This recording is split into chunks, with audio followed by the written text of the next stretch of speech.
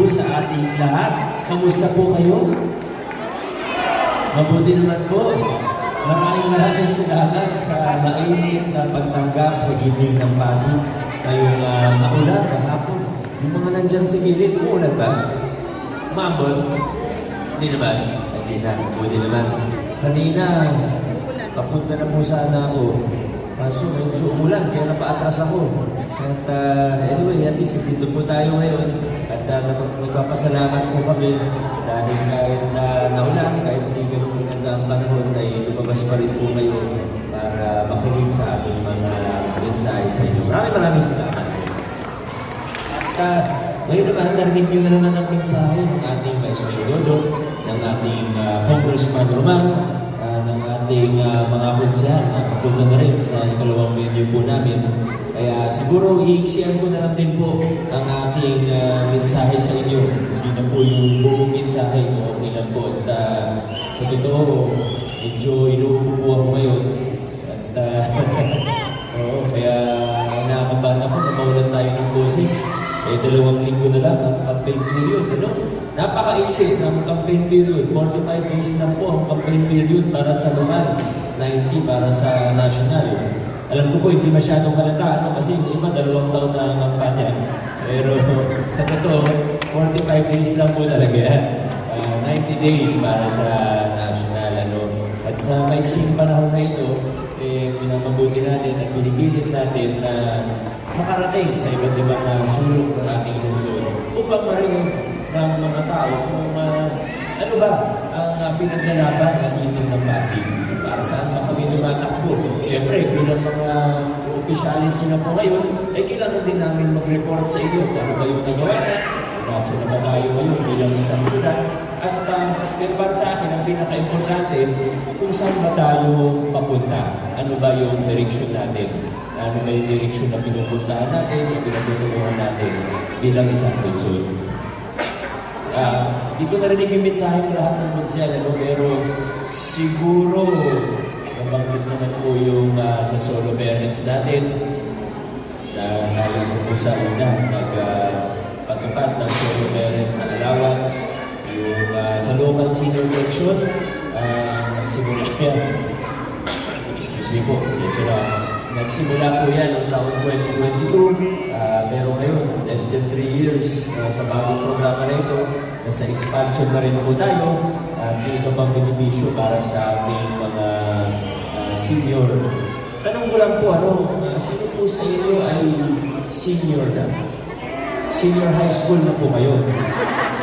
Ngayon po, dami pa rin, nasa kalahati, yung baka higit pa, senior citizen. Alam niyo po yung local senior pension natin? Balitaan niyo naman po. Meron ba sa inyo, kung ako'y lang pong tanungin, meron ba sa inyo dito na beneficiaryo ng local senior pension natin? Naiilan. Pero yung iba, baka hindi pa naging kwalipikado noong nakaraan dahil may mga maliliit na SS pension. Kadalasan na kausap namin, may pension 1.8, may iba 3,000. Noong 2022, nilunsad yung programa dahil bago siya, sinimulan natin dun sa mga walang-wala po talaga. Pero, gaya ng nabalita na po kanina, ang magandang balita po ngayon, sinasama na natin ngayong 2025 yung mga senior na 65 years old kahit maliit silang SS pension. Siguro yung mga po sa inyo ay makikinabang po dito. At gaya ng sa local senior pension at iba pang benepisyo para sa mga senior citizen natin, ito po ay una, hindi po ito mga pangako. Diba, ayaw natin yung paulit-ulit kung ano-anong pangako. Diba, medyo nagsawa na tayo bilang mga Pilipino sa samot-saring pangako tuwing malapit ng eleksyon.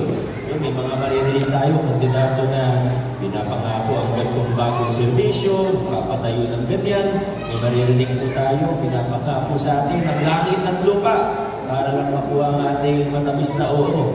Minsan nga, may naririnig po ako, hindi lang langit at lupa pinapangako, pati ibang planeta pinapangako na rin sa atin. Pero ang maganda naman po dito sa lungsod natin, ang mga Pasigueño, mula sa Tolan, Bentang hanggang sa 30 barangays natin. Ang Pasigueño, nag-iisip. Ang Pasigueño, matalino. Ang Pasigueño, hindi madaling ulahin. Tama po ba? Hindi ka nilimunahan ng Pasigueño. Nakapunta na kami sa lahat ng sulong ng lungsod natin, mula Pinagbuhatan hanggang dito, talagang Pasigueño mapanurin. Ang Pasigueño, pag may sinabi ka, hindi siya basta maniniwala pag iisipan niya muna yan. Matatalino, nag-iisip, mapanurin. Kaya talagang kami sa meeting ng Pasig, iniiwasan din namin yung gawain na ganyan na puro pangako. Kasi naway lang naman ang puhunan, kaya ko sabihin na, o yung gantong project, dodoblehin natin, yung gantong benepisyo, triplehin natin. Hindi naman po sabihin yan. Pero mas minamabuti na lang po natin na mag-focus tayo sa ano ba yung nagawa na at kung saan tayo papunta. Kaya ako, mga bagay po na ito, ng local senior pension, hindi na po natin sabihin ano ba yung pangako. Ngayon na lang kung ano yung nagawa. At sa edukasyon, yung pagpapalawak natin ng scholarship. So yun po yung una, hindi pangako kung nagawa na. Pangalawa, ito pong pagpapalawak natin ng mga existing na programa, yung mga bagong na inisap na serbisyo ng ating pamahalaan, yung pag-expand natin, yung pagpapalaki ng ating ospital, lalo na yung Children's Hospital. Kung medyo malayo po rito, pero pakikinabangan pa rin naman po natin yan. Alam niyo sa totoo, sa universal healthcare, ang pinag-uusapan natin yung ospital, hindi lang po yung pampubliko. Opo, yan ang priority ng city kasi siyempre, yan yung pag-aari ng city government. Pero yung sa universal healthcare, binubuo natin yung buong referral network natin ng mga ospital. Kasama po dyan DOH Hospital, RMC para sa atin, at pati yung 14 o 16 na private hospital sa buong lungsod natin. Siyempre, pag sa city hospital natin, kontrolado natin, budget natin, kaya natin ilibre yung mga pasyente po natin. At pag talagang may mga operasyon tayo na nakaschedule naman, mas maganda doon po tayo para talagang mag-balance billing natin, malibre po natin. Pero ang totoo, nakikipag-ugnayan din kami sa mga private hospital. Kasi ang totoo, pag napuno ang isang hospital, damay po ang lahat ng hospital, hindi lang sa buong lungsod, kundi sa buong rehiyon. Pag napuno ang ER nito, di mo lang, ang ospital hindi pwedeng tumangkol. Pag pumasok ka sa ER, obligado na yan na i-treat ka. Kaya pag napuno yan, may ambulansya, tatawag yung ambulansya ngayon, yun ang protocol ko. Maghahanap yan ng bakante. Hindi pwedeng pilitin na ito tayo sa puno, dyan yung gusto ko, hindi po. Kaya yan ang ginagawa po natin ngayon. At proud po tayo sabihin na pagkamat, siguro sabihin natin marami pang kailangan gawin, marami pang kailangan improve. Pwede tayo maging proud. Dahil sa buong Pilipinas, tayo po ay hindi naman unang-una, pero isa sa mga nangunguna pagdating sa pagpapatupad ng universal healthcare. Katunayan, tayo po ay hindi tayo napili. Kung naupo po ako, di ba may batas na yan, universal healthcare. Noong 2019, hindi po tayo napili bilang pilot site ng universal healthcare. Sa Metro Manila, 2 o 3 na po, hindi kasama ang Pasig. Pero pagkatapos ng COVID, in-apply po natin para maging integration site, isa sa una sa Metro Manila, ang Pasig City. At nakita ng DOH na kaya na natin, tinanggap po tayo. Kaya masasabi natin na nangunguna po tayo dyan. Marami pa man kailangan gawin, marami pang kailangan improvement na gawin, at least nandiyan na po tayo. At muli po sa tamang direksyon. At maganda yung pace natin, yung mga hakbang natin, malalaki, tungo po dito. Yan ang isang halimbawa lang. Yung mga nabanggit kanina, mga halimbawa rin po yan, yung pagpapaganda ng serbisyo, pagtataas natin ng antas o kalidad ng serbisyo ng ating lokal na pamahalaan, pagpapalawak ng mga serbisyo, ng mga programa, gaya ng local senior pension, scholarship, at iba pa. Pero ang pinaka-importante po para sa atin ngayon, ang pag-usapan ay kung bakit ba nangyayari ang mga bagay na ito. Nakakapag-expand tayo, nakakapagpalawak tayo ng mga programa natin, na ganito kabilis dahil tinataguyod na po natin ngayon ang mga prinsipyo ng mabuting pamamahala. Kasama dyan yung pagbubukas ng ating gobyerno. Ayun po, nakabuklat ang libro.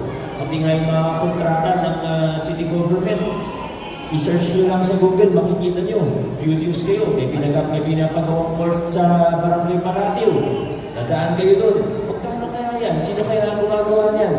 I-Google nyo lang po, malamang sa lamang lalabas po yun sa Pasig City website. Hindi tinatawag lahat nakita. Open tayo kahit sa pagpuna, sa feedback, positibo man o negatibo. Yan po yung tinatagulid natin ng pamamahala at pamahalaan ngayon. Nandito na po tayo sa lungsod ng Pasig. Sa kasamang balad, may iba na medyo nasanay sa lumang kalakaran, na bawat gano'n, bawat kontrata ng pamahalaan, may kickback, may ganyan. Yung iba po, gustong bumalik tayo dun sa mga lumang kalakaran. Pero ako po ay buong pusong naniniwala at nararamdaman namin sa ating pag-iikot sa ating buong lungsod. Na tayo mga Pasigenyo, ayaw na po natin lumiko, mas lalo na ayaw natin lumotor pabalik dun sa mga lumang kalakaran. Ang gusto po natin, dire-diretso, pasulong tayo sa lungsod ng Pasig. Maraming salamat po sa inyo. Magandang hapon, magandang gabi yata. God bless Pasig City. Muling iboto ang number 4 sa balota, Mayor Vico Soto. Vote straight, gitig ng Pasig. Doña Beta, maraming salamat po. God bless po sa